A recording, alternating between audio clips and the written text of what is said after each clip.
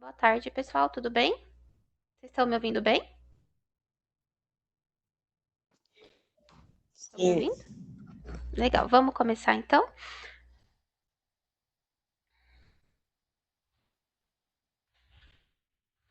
Vamos lá, gente. Hoje a gente vai falar da aula 3, tá?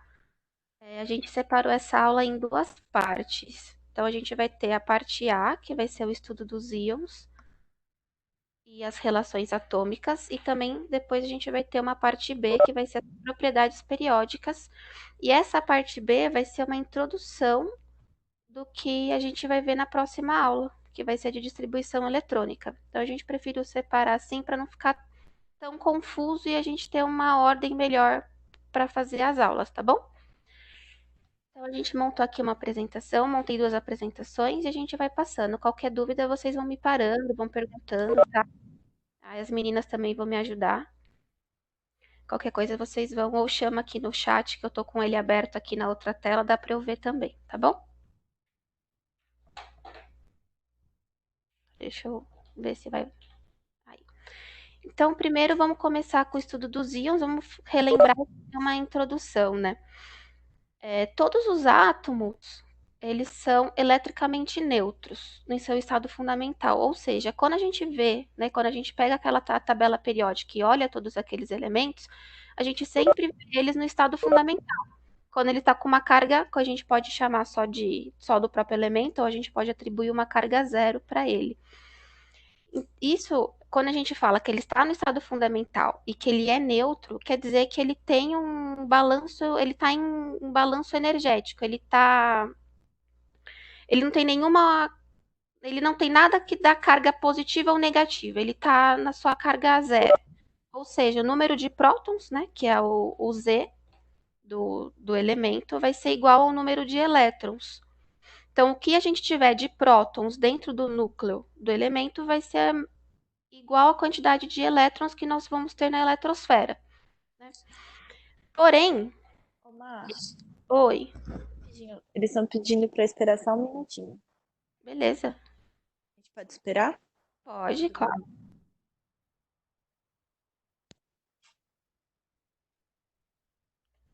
Gente, vocês viram o vídeo? Ah, você não quer passar o vídeo? pode ser. Cadê a Lara para passar o vídeo para explicar para nós aqui? Oi, tô aqui. Deixa eu tentar pôr o vídeo pro lado de cá. E aí a gente Coloca o vídeo, daí eu explico.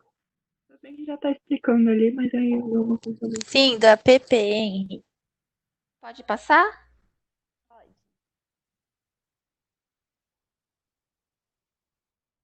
Que não dá pra ouvir, né? Mas pode falar, Lara, por cima do vídeo. Bom, volta um pouquinho, Má, só um pouquinho. Deixa eu fazer um bem bolado, ver se vocês conseguem ouvir. Vou colocar o microfone no. Se você quiser falar, senão eu ponho o microfone na saída do alto-falante. Acho mais fácil a Lara falar. Eu posso falar. Beleza. Tá bom, gente. Esse é o aplicativo que eu falei pra vocês lá no WhatsApp. Ele chama Tabela Periódica 2020 Química. E ele tem todos os elementos da tabela periódica que a gente conhece hoje. E daí eu abri cada elemento para mostrar para vocês a informação que ele tem. Ele é bem completo. Ali, ó, se vocês conseguirem ver, tem o número de elétrons, tem os números de prótons, nêutrons, mostra a camada de elétrons. Ele tem várias informações sobre cada elemento. Aí agora eu vou abrir o oxigênio para vocês verem a diferença, tá vendo? Os elétrons, eles ficam rodando aqui na camada, então você consegue ver e ele é bem ilustrativo, bem interativo e tem várias informações sobre cada elemento.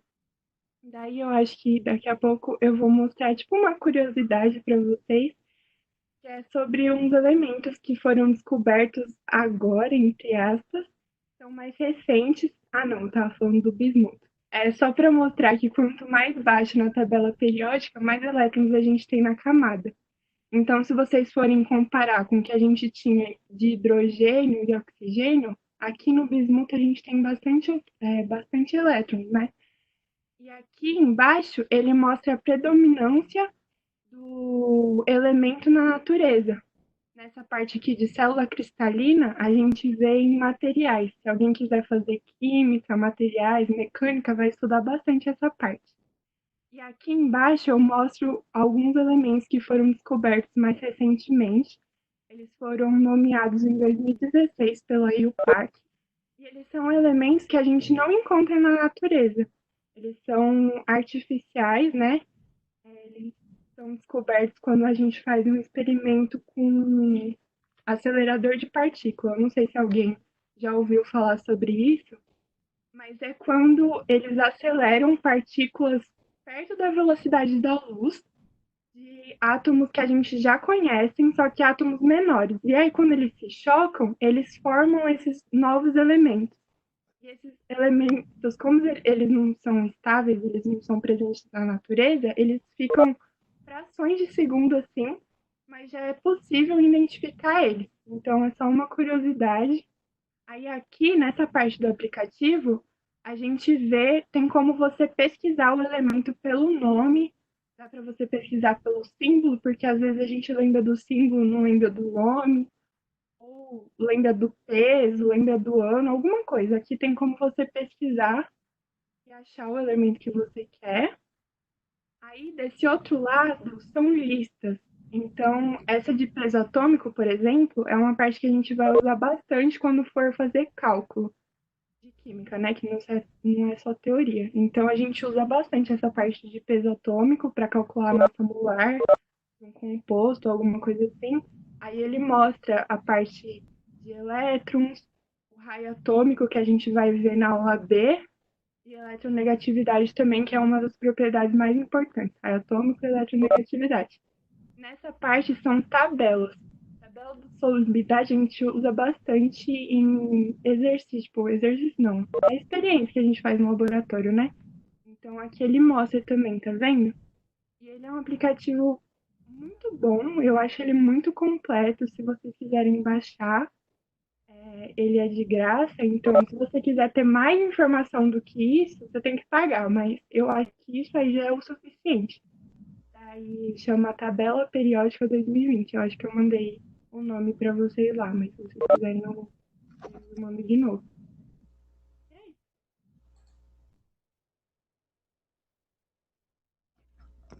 Já pode começar a aula, Mar? Acho que sim. O legal desses exercícios, gente, esse aplicativo que dá para usar para resolver os exercícios. Às vezes vocês ficam com dúvida em como vai fazer a distribuição, que a gente vai explicar na próxima aula, o aplicativo vai tirar dúvidas.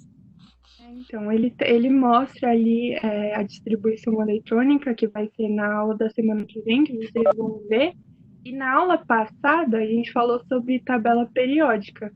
E aí, eu esqueci de mostrar no vídeo, mas quando você abre a tabela mesmo, sem clicar em nenhum dos elementos, tem um linkzinho no lado superior direito.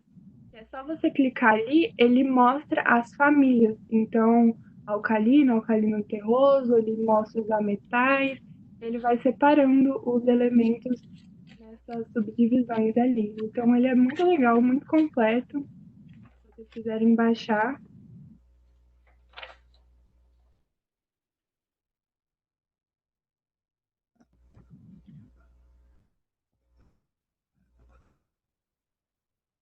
Se você quiser Oi? começar. Eu vou começar de novo, então não sei se mais alguém entrou, eu vou retomar um pouquinho, tá bom? Não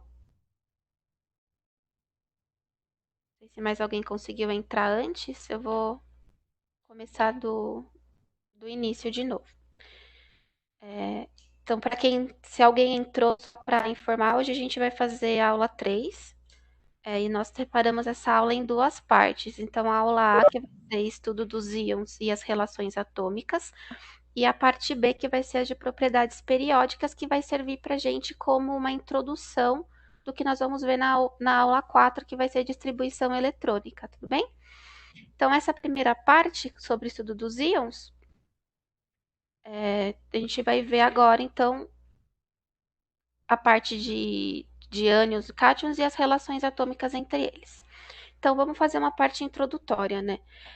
Todos os átomos, quando a gente pega a tabela periódica e a gente olha para todos aqueles elementos que estão ali, eles estão no seu estado fundamental, ou seja, eles não estão carregados eletricamente, eles têm carga zero, eles estão em balanço, ou seja, a quantidade de prótons, que é o nosso numerinho Z, é igual à quantidade de elétrons que a gente tem na eletrosfera. Só que os átomos, eles podem tanto ganhar quanto perder elétrons quando eles fazem reações químicas, e isso faz com que eles deixem os seus elétrons de uma forma mais estável, eles fiquem, que a gente vai ver um pouquinho, né, daqui a pouco, eles ficam com a quantidade ideal de elétrons na última camada da eletrosfera.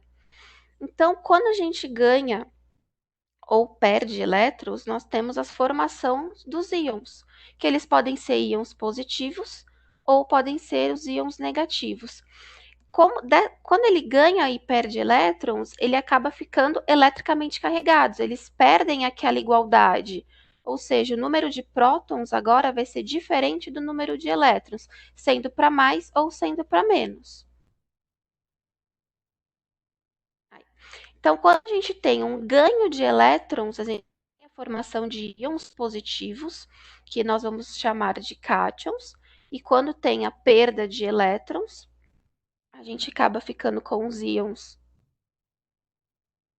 negativos que são os ânions. Então, para lembrar, a gente colocou aqui, né, uma fotinho para a gente, na hora ali da prova, conseguir lembrar do que é o cátion, o que é o ânion. Então, a gente pode sempre associar, né, aí, ó, cátions com o gatinho aqui, né, cats, que é positiva, é bacana, e o ânions aqui, né, com as cebolinhas, os onions, né, cebolinha chorando aqui de uma forma ruim. Então, só uma brincadeira, mas para ficar uma maneira mais fácil de lembrar se o cátion é positivo e que o ânion são os negativos. Então, como eu falei, né, todos os elementos no estado fundamental, eles podem ser representados somente pelo seu símbolo, então, como, por exemplo, oxigênio, sódio, cloro, ou também eles podem ser acompanhados de uma carga zero. Se aqui em cima, por exemplo, tivesse uma carguinha zero, também representa que esse átomo está no seu estado fundamental, ele não está carregado eletricamente. Mas não é simplesmente assim, né? A gente não pode simplesmente falar que eles ganham e perdem elétrons à vontade. Eles têm que seguir uma regra, eles têm uma maneira correta disso acontecer. Então, essa ganho e essa perda de elétrons, quase todos os átomos, não são todos, porque tem algumas exceções. Se você pegar a tabela, né, tem alguns elementos que não entram nessa regra, eles seguem aquelas regras do octeto, onde na camada de valência ele tem que ter 8 átomos, ele tem que ter 8 elétrons, sempre na última camada, né? A camada de valência sempre vai ser a última, que é a predominante. Sempre a gente vai tentar fazer com que esse átomo chegue em 8, que é o que ele vai parecer como um gás nobre. Então, se a gente pegar a última linha, né, a última coluna lá da tabela periódica dos gases nobres, eles têm 8 elétrons na camada, ou seja, eles seguem essa regra, eles ficam eletricamente estáveis quando eles atingem essa quantidade. E eles vão conseguir fazer essa perda ou essa ganha com as ligações químicas, que eles vão ganhar, perder ou compartilhar elétrons. E aí a gente vai ver isso aqui mais detalhado na aula de ligações químicas. Tudo bem até aqui para todo mundo? Então, legal. Então, esses elementos, todos os átomos, a gente consegue, de uma maneira mais visual e mais rápida, saber como eles se comportam, saber quantos elétrons tem nessa camada de valência, olhando as famílias. E lembra que eu falei, quase todos se comportam assim, porque a gente sempre, né, deixa de fora a família B, que é a família dos elementos de transições, que eles se comportam de uma maneira um pouquinho diferente, que não é tão abordado assim, eu acho que na parte do ensino médio, como que se comporta esses elementos, mas, de uma maneira geral, todos os elementos das famílias As, né, que são a que a gente está mais acostumado a usar, que são essas aqui e essas aqui do final, a gente pode dizer que a família que ele pertence corresponde à quantidade de elétrons que ele tem na camada de valência. Então, por exemplo, o berílio, ele tem 2 elétrons na camada de valência. o carbono tem 4 elétrons, o oxigênio tem 6 elétrons. E a partir disso, a gente consegue se basear, se a gente tiver somente aquele elemento, saber como que ele vai se comportar, se ele vai ser o que vai compartilhar, se ele vai doar, se ele vai receber, como que ele vai ficar. É uma maneira um pouquinho mais fácil e rápida de você ver sem ter que fazer distribuição. Então, vamos entrar agora no que é os ânions e os cátions. Então, vamos começar pelos ânions. O que seria eles? É todos os íons que são carregados negativamente. Ou seja, o elemento que ganhou elétrons, ele vai ficar negativamente carregado, porque ele está ganhando mais carga negativa. Então, como por exemplo, o oxigênio. Lembra que a gente falou que ele tem 6 elétrons na camada de valência? Ou seja, o total dele no seu estado fundamental, ele possui, né, igual a gente viu aqui na tabela, se a gente pegar o oxigênio, ele possui 8 elétrons, porque no estado fundamental, a quantidade de elétrons é igual à quantidade de prótons, então ele possui 8 elétrons. Mas como ele faz parte da família 6A, quer dizer que na camada de valência ele tem 6 elétrons, que é o que está representado aqui. Legal, mas se a gente quer chegar na regra do octeto, que é deixar esse átomo mais estável, que é que ele fique com 8 elétrons na camada de valência, nas ligações químicas, a tendência dele é sempre ganhar 2 elétrons.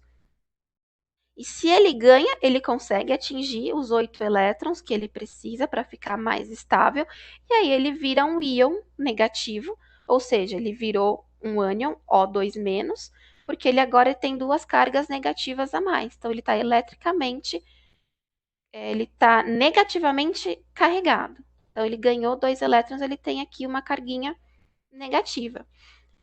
E isso acontece ao contrário também. Então, a gente pode perder elétrons e ficar positivos, que é o caso dos cátions. Eles vão ser carregados positivamente. Então, vamos pegar aqui, por exemplo, o sódio, vamos voltar lá na tabela. O sódio que está aqui, ele está na primeira coluna, ou seja, ele tem 11 elétrons no total, mas ele tem somente um na camada de valência. Então, aqui pela distribuição eletrônica dele, ele ficou só aqui com um elétron na camada de valência. E a tendência dele, igual o outro, para ficar dentro da regra do octeto, que é para ele ser mais estável e ficar com os 8 elétrons, ficar com a camadinha dele aqui bonitinha, completa, é ele perder esse elétron que está sobrando. Então, com as ligações químicas que ele vai fazer, ele vai perder o compartilhado lá um elétron para algum outro átomo e ele vai ficar carregado positivamente. Então, nós vamos ter agora um íon positivo, que é o cátion formado, que vai ser o Na+, porque esse maisinho corresponde à quantidade de elétrons que ele perdeu. Então, ele ficou somente com um elétron a menos, então ele ficou carregado somente de uma carga. Tudo bem? Tudo bem até aqui? O que é cátions e o que é ânions? Para a gente passar para a parte de relações? Alguma dúvida? Acho que não, né? Legal. Então, quando a gente trabalha com íons, com átomos, quando a gente trabalha com esses átomos, a gente consegue fazer relações entre eles, e a gente consegue relacionar quase tudo que tem, tudo que eles possuem, quantidade de elétrons, quantidade de prótons, de nêutrons, a gente consegue fazer relações entre eles para fazer entre átomos iguais ou entre elementos diferentes. E essas relações químicas, nós temos as 4 relações principais, né, que são os isótopos, os isótonos, os isóbaros e os isoeletrônicos. Então, vamos ver separadinho cada um. Começando pelos isótopos, eles vão ser os átomos que possuem a mesma quantidade de prótons. Ou seja, dentro do núcleo dele, independente de qual seja de qual seja o elemento, como ele vai ter a mesma quantidade de prótons dentro do núcleo. E a gente fala que é a semelhança mais importante porque quase todos os elementos químicos da tabela, eles vão possuir isótopos, seja eles naturais, né, que você encontra na natureza, que eles já são formados, ou artificiais que foram criados. Então, aqui a gente colocou um exemplo do hidrogênio, né, os três, a forma como ele pode ser representada, o prótio, né, que ele vai ter somente um próton dentro do núcleo, o deutério, que onde ele tem um próton mais um nêutron, e o trítio, onde ele tem um próton e dois nêutrons. Então, essa relação é legal porque você consegue ver que a quantidade de prótons é igual e o que vai diferenciar entre eles é a massa molar. Então, você consegue saber, só olhando lá na hora que você for representar aqui, que vai ter aquele numerinho 1 embaixo, né, que representa a quantidade de prótons, mas a massa molar deles é diferente. Ou seja, o número de nêutrons que tem dentro do átomo também é diferente, certo? Para ele poder ter essa massa molar diferente. Posso falar rapidinho, Mar? Claro. Gente, vocês lembram que na aula passada eu falei que a massa do elétron ela é insignificante praticamente pelo tamanho do átomo. Então, a massa do átomo vai ser só referente à massa dos prótons mais a massa dos nêutrons. Por isso que a massa altera nesse caso aqui que a Má tá falando. Beleza? Então, vamos para os isótonos. Os isótonos eles vão ser os átomos que vão ter o mesmo número de nêutrons. Então, agora muda um pouquinho. Então, para você saber qual vai ser a quantidade de nêutrons que vai ter dentro do núcleo, basta a gente fazer o quê? Pegar a massa molar, porque a gente não tem nessa representação o número de nêutrons, assim, de cara. A gente tem a massa molar e a quantidade de prótons. Então, para eu saber quantos nêutrons tem, para eu saber se ele é isótono com outro átomo ou não, eu pego essa massa molar e subtraio da quantidade de prótons e eu vou encontrar a quantidade de nêutrons. Então, fazendo isso para dois elementos qualquer, a gente pode ver que a quantidade de nêutrons é a mesma. Ou seja, o cloro é isótono do cálcio, certo? E agora a gente tem uma relação referente à massa, que a gente chama de isóbaros, quando a massa molar é a mesma. Então, já de cara, quando a gente olha para o elemento, a gente já consegue saber quais são eles. Por quê? Porque só de olhar aqui a gente não precisa nem fazer continha. E é só olhar a massa molar e a gente sabe que se é igual, beleza, a massa é a mesma, eles são isóbaros. Eles sempre vão ser de elementos químicos diferentes. O que no caso aqui, que a gente tinha para os isótopos, né, que podem ser que são de elementos químicos iguais, porque a quantidade de prótons aqui é a mesma, muda só a massa, no caso dos isóbaros não tem jeito, eles vão sempre ser de elementos diferentes. Porque eu sempre vou estar analisando eu vou estar analisando a quantidade de massa que vai ser igual. Tudo bem? E os isoeletrônicos são os que têm a mesma quantidade de elétrons. Então, a gente consegue, dessa forma, comparar não só os átomos em si, só no seu estado fundamental. A gente pode ter aqui como exemplo um íon, né? Que no caso é o cátion sódio, né? Que é um íon positivo. Porque se eu pegar essa quantidade de elétrons que tem aqui de um para o outro e eu subtrair, porque tá vendo que aqui ó, ele tem uma carga positiva, ou seja, essa quantidade que tem aqui, na verdade, é 10, porque eu vou ter que subtrair 1. Então, eu vou ter que 10 para o cálcio, que é o mesmo que o 10 do potássio. Olha, eu até coloquei um outro aqui, nada a ver, né? Eu tenho 10 para o potássio e eu tenho 10 para o cálcio. Então, eu sei que eles têm a mesma quantidade de elétrons. Então, eu sei que eles são isoeletrônicos. Tudo bem até aqui? Alguém quer falar alguma coisa? Mari, Lara? Quer fazer mais algum comentário? Não, pra mim tá tudo bem. Só arrumar o slide depois, antes da gente. Eu acabei de ver aqui que eu coloquei o do outro. Gente, tudo bem até aqui? Então, nessa aula A, a gente viu mais essas relações sobre os íons, sobre os átomos e essas relações que tem entre massa, elétrons, prótons. A gente vai passar agora para a parte B, que vai falar um pouquinho de propriedades, tá? Se não tiver nenhuma dúvida, eu vou trocar os slides aqui.